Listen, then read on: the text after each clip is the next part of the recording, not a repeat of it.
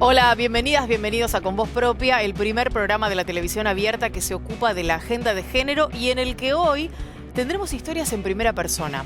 Vamos a conocer en primera persona la historia de una de las integrantes de Coetí. Ayer les mostrábamos cómo funciona la provincia de Corrientes y hablábamos con su presidenta. Hoy vamos a hablar de una historia en primera persona y haremos lo propio con nuestra invitada en el living, esto será en unos minutos nada más, para hablar sobre identidad de género y sobre la vida de las personas trans en la República Argentina. Pero antes, noticias. La primera de ellas nos dice que el libro Legalización del aborto en la Argentina fue presentado. El Congreso fue el escenario para que el libro Legalización del aborto en la Argentina se presentara oficialmente. Allí se recogen las exposiciones de los científicos del CONICET durante las rondas de consultas a especialistas sobre el derecho al aborto que se realizaron en el tratamiento en comisiones del proyecto de interrupción voluntaria del embarazo.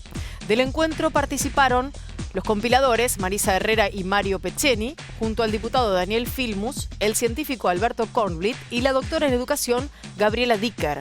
Desde abril de 2018, 700 disertantes desfilaron por el Palacio Legislativo para participar de las sesiones previas al debate parlamentario y un centenar fueron científicos y científicas provenientes de distintas disciplinas, desde expertos en derecho o religión hasta investigadores de las ciencias biológicas y de la salud. Nuestra idea con esta obra fue demostrar que los y las científicas tenemos una mirada transversal, explicó Herrera, que pudimos colaborar en este debate con miradas complementarias porque cada uno y cada una desde su disciplina estudia distintas facetas del problema. Una niña fue violada y embarazada por su primo. Se trata de una niña de 11 años que cursa un embarazo de 5 meses y reconoció a su primo de 18 años como su abusador. La niña declaró en una causa abierta en la localidad correntina de Santa Rosa tras la denuncia formulada por su madre en octubre último cuando se enteró del embarazo producto de reiterados abusos, el último de los cuales fue cometido en el mes de agosto. Según fuentes judiciales, la familia de la menor no solicitó la autorización para la interrupción legal del embarazo y como medida de protección pasó a estar a cuidado de su abuela. Mientras tanto, el joven detenido en una sede policial se habría negado a declarar. Denuncian a un jefe policial entrerriano por violencia. El jefe de la policía del departamento de la localidad entrerriana de Federal, Luis Aguiar, fue denunciado por una psicóloga que trabaja para la fuerza policial por violencia de género y laboral. La mujer afirmó ante la fiscalía local haber sido víctima también de hostigamiento psicológico y violencia verbal. Según la denuncia, el 2 de diciembre, el titular policial inició una discusión gritando, haciendo ademanes y con reacciones desmedidas. Además, estaba uniformado y tenía la pistola reglamentaria mientras golpeaba el escritorio y gesticulaba, indicó la psicóloga. Por su parte, Aguiar negó las acusaciones, aunque admitió haberle hecho un reproche por incumplimiento laboral, aduciendo que fueron medidas disciplinarias. El juez actuante ordenó el cese de la perturbación o intimidación de forma directa o indirecta hacia la denunciante e indicó que los hechos infringen la Ley Integral de Protección de las Mujeres 26.485, ya que la forma y el modo en que fue tratada lesionan los derechos de la empleada. En Francia no mueren mujeres a causa de abortos. En Francia el aborto es legal desde 1975 y desde hace 10 años la mortalidad es cero. Un ejemplo de ello se vive en la Maison des Femmes del Hospital de La Fontaine de París, donde se realizan 1000 abortos cada año de manera confidencial, amable y segura. Esto demuestra que el aborto no es un problema sanitario cuando es legal, y sí lo es cuando es ilegal. La mortalidad cero francesa muestra que la clandestinidad genera muertes y por sobre todo muertes que son evitables si las interrupciones voluntarias del embarazo se llevan adelante en la legalidad. La médica y jefa de la Maison des Femmes indica que es más probable morir por dar a luz que por abortar. En Francia, el aborto es legal hasta las 12 semanas. A partir de ese plazo, se puede practicar si existe alguna causal. Si hay una enfermedad grave o incompatible con la vida, si la mamá está muy mal de salud o con problemas psicosociales, emocionales o por violación. En esos casos, las mujeres tocan la puerta y piden ayuda. Se hace una solicitud y se autoriza la interrupción voluntaria del embarazo. Nunca se llama a la policía para denunciar a una mujer que pide contención. Empresas en Argentina son las menos equitativas. En nuestro país, el porcentaje de mujeres en la dirección empresarial apenas roza el 20%, lo que significa una baja del 3% respecto del 2018, de acuerdo a un análisis de la consultora Grant Thornton. Es así que en el último informe Women in Business, en el análisis de los avances de género en el ámbito laboral, la Argentina quedó en el puesto 32 de 35. El responsable de este estudio indicó que el equilibrio de género cambia la cultura de las empresas. Por este motivo, no es suficiente tener 50% de mujeres y 50% de hombres, sino equilibrar esto en cada nivel gerencial, incluyendo los líderes y el board de directores. La diversidad cambia las conversaciones, permite que aparezcan diferentes perspectivas, mejora la innovación, crea diversas ideas y genera nuevas soluciones. Si no se incluye la diversidad en las empresas, estas no serán sustentables. Y nos vamos a meter en nuestro tema del día, vamos a hablar de identidad de género y vamos a compartir con ustedes como disparador uno de los segmentos de Vero Lorca. Hola, buenas tardes. Hola, voy a tomar unos datos, ¿sabes? Tu nombre, DNI, edad, sexo masculino o femenino. Ninguno de los dos. No hay un casillero. Ángela, ¿podés venir?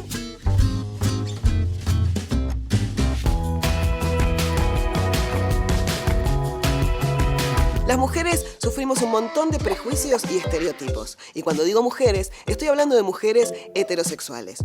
Porque si además tu orientación sexual es otra, o tu identidad de género no coincide con los genitales con los que naciste, estos prejuicios se intensifican. Muerto, pecho frío. 3, un hijo nuestro, dale, 3, comieron. ¿Y esta?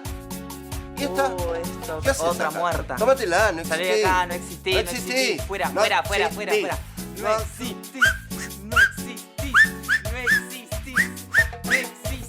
Vivimos en una sociedad que mira todo bajo los lentes del binarismo. Es hombre o mujer, blanco o negro, café o mate. Sin embargo, hay más de todo. Hola, ¿te pido medio kilo de frutillas? No, señora. Por favor, acá solo manzanas y naranjas. Ah, disculpa. Mabel, por favor, ayornate, hay muchas más opciones. Cuando decimos orientación sexual, estamos hablando de la capacidad de una persona de sentir atracción física, sexual, emocional, afectiva por otra persona de cualquier género o de más de un género. Homosexual, varones que sienten atracción sexoafectiva por otros varones. Lesbianas, mujeres que experimentan afecto y atracción sexual hacia otras mujeres. Bisexual. Personas que sienten afecto o atracción sexual tanto por varones como por mujeres. Estos conceptos se van regenerando, reformulando, van mutando constantemente. Cuando hablamos de identidad de género, nos referimos a cómo se siente cada persona, cómo se autopercibe, independientemente del sexo con el que haya nacido. Queer es un término que se utiliza para describir orientación sexual, identidad de género que no se adecúa a las normas sociales dominantes, por ejemplo, la heteronorma. Algunas personas también lo utilizan como un término para no identificarse como hombres o mujeres, y también lo llaman fluidez de género. Intersexual. Personas que nacen con órganos reproductivos o cromosomas que no se corresponden con la definición típica de hombre o mujer. Transgénero. Una mujer trans nace con genitales masculinos, pero se identifica como mujer. Un varón trans nace con genitales femeninos, pero se identifica como hombre. Cuando veas la sigla LGBTIQ, ya sabes a qué se refiere. En la Argentina tenemos Ley de Identidad de Género desde 2012. Esto permite que las personas trans puedan ser inscriptas en sus DNI con el nombre y el género de su elección. Además, ordena que todos los tratamientos médicos de adecuación al género autopercibido sean en el sistema público de salud. Carlos Jáuregui, un destacado activista por los derechos de las personas LGBTIQ, decía: En una sociedad que nos educa para la vergüenza, el orgullo es una respuesta política. Sintamos orgullo de lo que somos y de lo que elegimos ser. Sintamos orgullo por nuestras luchas, por el fin de la violencia, la discriminación, los prejuicios y los estereotipos. Una genia Vero Lorca, ¿no? Con estos segmentos que siempre nos ayudan a regenerar conceptos, y me quedo con un pequeño momento de aquello que ocurría, de todo lo que pasaba en este informe, que tiene que ver con el tema del binarismo y de los blancos o negros en una vida y en un mundo donde los grises son tan lindos y donde deberíamos empezar a aceptarlos. mucho más profundamente. Hemos empezado un camino, nos falta mucho por recorrer y hoy vamos a conocer la vida de Vida, justamente. Bienvenida a nuestro programa, gracias por estar aquí, Vida Morant. Un placer. Al contrario, muchas gracias. Bueno, Vida es educadora, actriz, dramaturga, activista trans. ¿Cómo ha sido tu vida a lo largo de todos estos años desde tu momento de identidad de género y desde el momento en el que vos empezaste a transitar este camino hasta hoy, en que nos encontramos aquí en este living charlando? Bueno, es interesante esa pregunta, sobre todo en lo que refiere a la identidad de género. Todas las personas tenemos identidad de género. Claro. Lo que nos vuelve distintas en nuestra construcción identitaria a las personas trans es que fuimos interrogadas acerca de esa identificación. Sobre todo en la primera infancia, donde uno no puede poner en palabras términos conceptuales que después aportó el activismo y el avance de la sociedad. Pero el único recurso con el que contábamos era la vivencia, las sensaciones, el dolor también, ¿no? Por el desamor que acontecía frente a esa discordancia que los adultos leían acerca de nuestras vidas. Y en esa lectura de los adultos acerca de la vida de cada una de las personas como vos, que han debido transitarlo de esa manera, ¿cómo fuiste encontrando vos aquellos que te acompañaron en el camino para efectivamente convertirte en quien sos hoy? Bueno, yo tengo una historia bastante distinta en este aspecto a la mayoría de las personas trans. ¿Por qué? Porque mi mayor contención y mi mayor amparo fue la escuela. La escuela, que es el segundo lugar de mayor violencia y discriminación para todas las personas trans. Sí. Bueno, yo caí en una escuela donde fui abrazada, donde fui leída de una manera un poco más amable. Ajá. Con la fuerza de mi expresividad y con toda la destreza que desde pequeña siempre tuve para hacerme oír y para hacerme entender, ¿no? Y con el sentido de la justicia. Yo creo que esto sí nos abraza a todas las personas trans. Desde nuestra temprana infancia desarrollamos un sentido de la injusticia, justamente por vivir situaciones de absoluta injusticia, de segregación, de exclusión, de violencia, que eso nos acompaña toda la vida. Claro. El deseo de abrazarnos a la justicia, a la verdad y a no tener vergüenza. Es absolutamente imprescindible que haya un acompañamiento, y esto que vos contás sobre lo que ocurrió con tu escuela es maravilloso y es para destacar, y tal vez muchos de los que nos están escuchando piensen, ojalá esto se repita en muchos otros establecimientos educativos. ¿Cuánto pensás que todo este camino, esta revolución, la propia ley de identidad de género del año 2012 están colaborando para que muchas cosas que estaban instituidas cambien, y por qué no desde la escuela, a partir de los propios chicos? Claramente estamos en un contexto bastante distinto a hace 30, 40 años atrás. Y la escuela siempre tuvo esa oportunidad de oficiarse como salvataje o como atajo hacia una vida con mayor dignidad, con mayor empoderamiento, con la posibilidad de abrazarse a una seguridad, a constituir una autoestima que nos pueda servir para valernos en la vida. Yo siempre cuento lo mismo, nunca existió un decreto o un cuerpo de gendarmes o de guerreros en las puertas de las escuelas ni de los hospitales que nos prohibieran la entrada.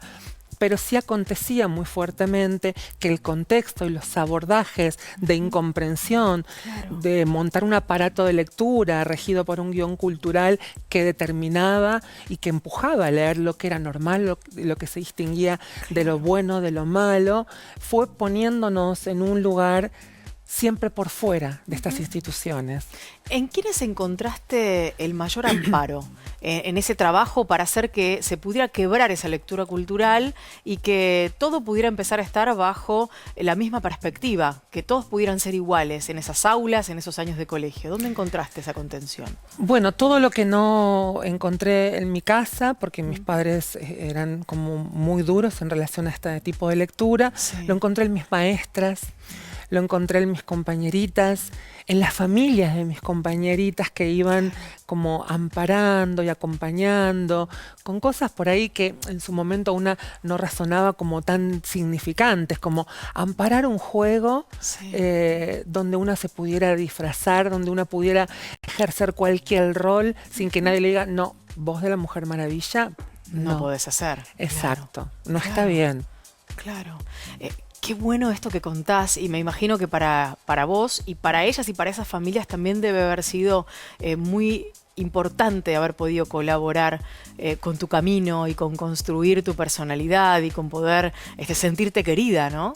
Sí, bueno, con lo que nos aporta ahora la tecnología, las redes sociales, yo realicé minuciosamente el trabajo de intentar reencontrarme Ajá. con todas las maestras de la primaria que pude. Sí. Y tuve la suerte de encontrarme con la más amada para mí, Qué bueno con la eso. más la que me ofreció más protección, que es mi maestra de 5º grado, la señorita Viviana. Y hoy miramos juntas desde esa misma perspectiva que compartíamos. Y ella me pregunta, ¿pero qué te habré dado yo para que vos me recuerdes con tanto amor? El sentido de la esperanza Wow. y el empoderamiento para perseguir la libertad. Uf, nada más y nada menos. Nada más y nada menos. Así que señorita Viviana ha hecho mucho, claramente ha hecho mucho. Seguramente desde el corazón y por eso ella no lo sintió como algo diferente o como algo extraordinario. Y sin embargo para vos lo fue. Me quedo pensando en muchos pasos que se han dado en estos últimos años. Vuelvo a mencionar la Ley de Identidad de Género en 2012. Hace muy poquito tiempo supimos que la ley de cupo trans en la provincia de Buenos Aires fue reglamentada y existe, y es una realidad. Digo, frente a las expectativas cortas de vida de las personas trans, ¿cuánto significa que estas leyes de cupos permitan, por ejemplo, entre otras cosas, tener un trabajo como el de cualquier persona?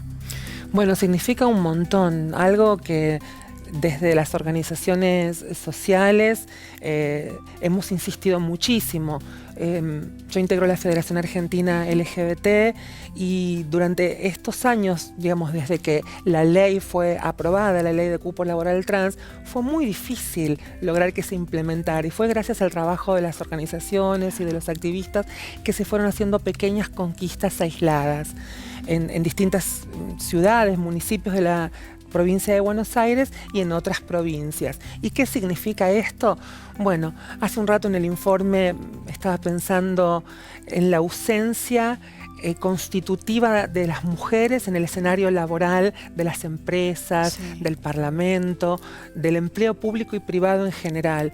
Bien, esta pregunta por ahí la podemos organizar con otras preguntas, como para obtener una respuesta. ¿Cuántas personas trans hay en esos escenarios? Es verdad. Y es una pregunta que nos queda con respuesta pendiente, porque el número seguramente será mucho más bajito de lo que podamos querer y lo que podamos desear. Claramente. Imperceptible. Vida, esos sueños que aparecieron en algún momento, ¿se fueron cumpliendo? ¿Te quedaron sueños por cumplir? ¿Y cuáles son en este camino? Ay, qué difícil.